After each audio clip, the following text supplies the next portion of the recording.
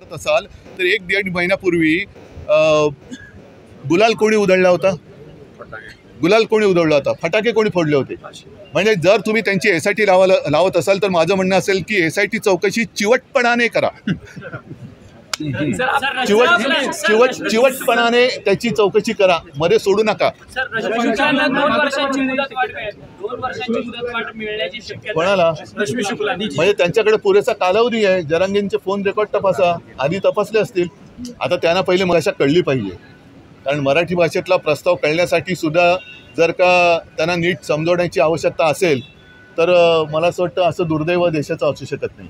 बरं, आमचं सरकार आता यांनी पाडून, गद्दारी करून पाडून 1-1.5 वर्ष होऊन गेलं. आम्ही तर प्रस्तावले होते, त्या आधीसुद्धा पाठवले होते. मला खात्री आहे की विरोधी पक्षात आम्ही असलो त्यांच्याच्या देखील देवेंद्र फडणवीसांनी सुद्धा तो प्रस्ताव पाठवला असेल अशी आम्हाला खात्री वाटते. मग त्याचा पाठपुरावा त्यांनी का नाही केला? 1.5 वर्षामध्ये तुम्ही प्रस्ताव का नाही पाठवला?